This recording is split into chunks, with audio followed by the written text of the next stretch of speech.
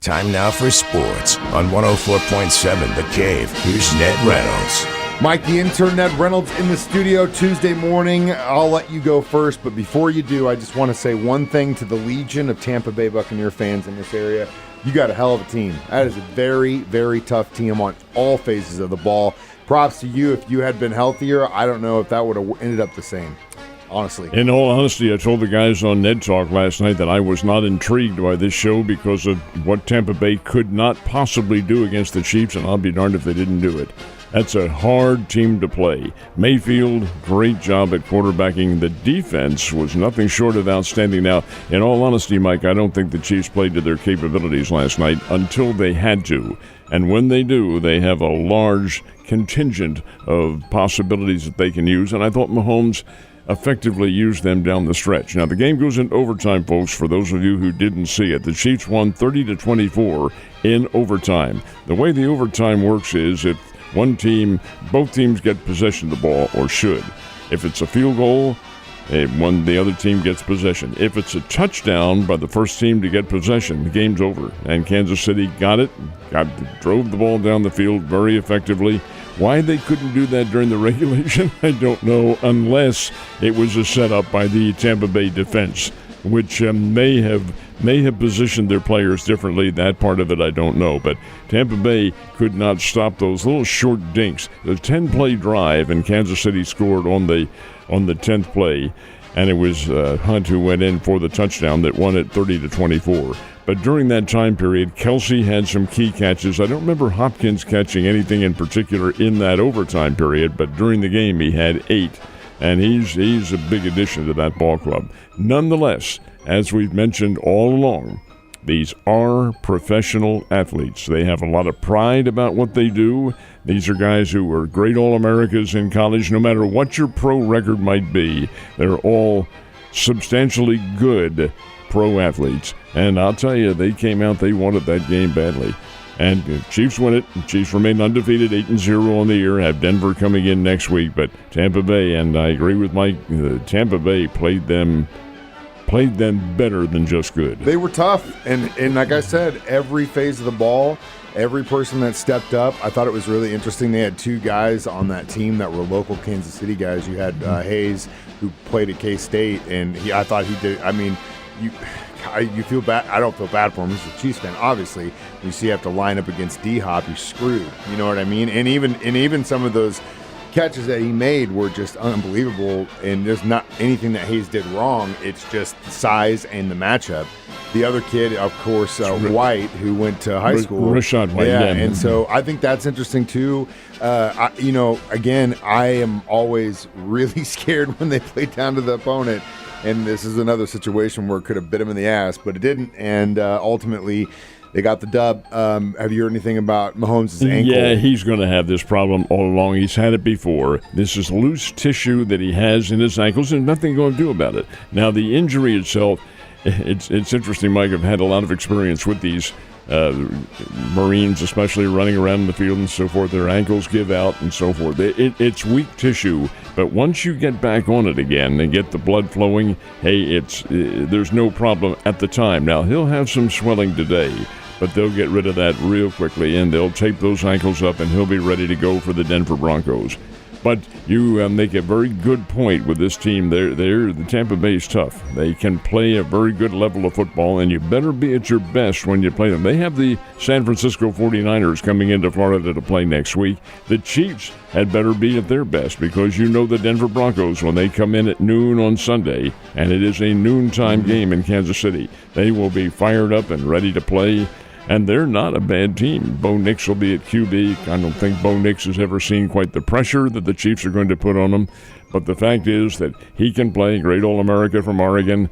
Hey, there's just so many things that can happen in pro football because of the skill level, and therein lies the difference. Therein lies the difference. And again, it's a short week for the Chiefs. Like you mentioned, they've got a game on Sunday at noon, a very rare noon game, which honestly miss those very much, and it just is. I mean, you grow up watching the team when they're no good, and they put you on noon games, and it's ingrained into your DNA until the one day they get good, and then no more noon games. But again, like you said, the record is, at least in my opinion, for the Buccaneers, the record does not show what kind of team you've got, and that can go with any team in the NFL, and especially a divisional opponent. Doesn't matter who they are. It doesn't matter what the record is. They're going to try and take you down. That's what it's all about. Every time. And I could say the same thing about this upcoming Thursday night game, Bengals and Ravens in Baltimore. That's going to be a hell of a one divisional game, too. So, of course, the Chiefs had Monday Night Football, but they weren't the only local boys playing yesterday. We had the Missouri State Bears away. How'd they do in their first game? This is very interesting, too, because I really don't know how to judge this Bears team. They're all new. Everybody is new on this team, and it's difficult to make an assessment. You can only judge by the numbers and things like that. Bears lost the game to Butler 72-65. The Butler coach, Thad Matta, was very, very upset with his team. He said, I don't know what in the world we were doing. And I do, because if you don't play defense, you're not playing for Conzo Martin. That is his mantra in all of basketball. I don't think the Bears are a really good offensive team. They're not going to put a whole lot of points on the board, but they will stop you. They made Butler turn the ball over 19 times last night. 19, and the Bears turned that into 27 points. Coach Matta says 19 turnovers? We can't have that. What kind of foolishness is this? We're a Big East Conference team. We better not play like that again. And he is right. Now, had the Bears been able to put some points from the field on the board other than just the one guy, Des White, they might have pulled an upset here. Did not. 72-65 is the final. The Bears did not shoot the ball extremely well, under 40% for the game. White had 21. He did have a pretty doggone good ball game from the field. Believe he had four trays as well. But the Bears are not a good distance shooting team. But Missouri State was a 15-point underdog in this game and was within a very close distance of knocking off Butler during the contest. Here's the big difference of all, Mike. The really big difference. Butler went to the foul line 28 times in that game. The Bears went to the foul line 10 times. 28-10. Butler was 21 for 28. The Bears were 6 of 10. Therein lies the scoring difference in the game. What are you going to do about it? I don't think anything. The way it is.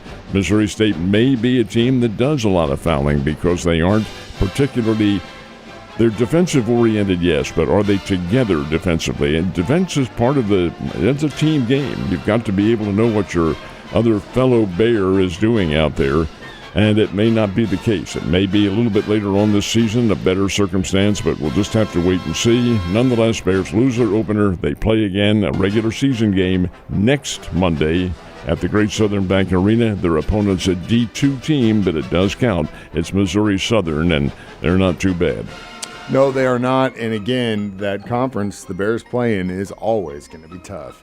Did the Lady Bears get their dub? They had an exhibition game at Great Southern Bank Arena. They more than got the W. 76-30. They beat Missouri S&T. Missouri S&T's D2 team, and in the past they've had pretty good women's basketball team, but the Lady Bears are better than pretty good. They have a nice ball club. They could do a lot of damage this year, and there's a lot of hope for them.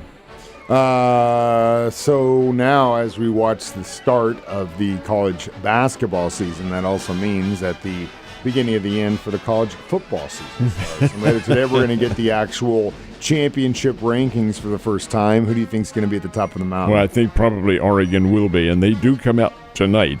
And they'll come out, I think they're going to put it out about 5 o'clock or so, just when many of the polls are closing. So does it get a whole lot of attention? Well, it will from the sports aspect of things, but it's going to be overshadowed a lot by the elections. Nonetheless, I think Oregon will be number one, but there are a number of teams who are going to be vying for a place in the 12-team playoffs. It is 12 teams this year. You've got Ohio State, you have Miami, Georgia, Texas, Penn State, Brigham Young, Southern Methodist, Notre Dame. They are all in contention for a place in the top 12. Now, the first of the rankings comes out today. There'll be another one next Tuesday, the following Tuesday after that, right up until the final game. The final game of the season is Army-Navy. And the Tuesday after that is when the rankings will be released, and the playoffs will begin the following weekend. It'll be very interesting. It's ramping up, and it's going to be a really, really good one now that we've got all these teams going and vying for that big dance. Ned, you have a great day. Make sure and get out and vote.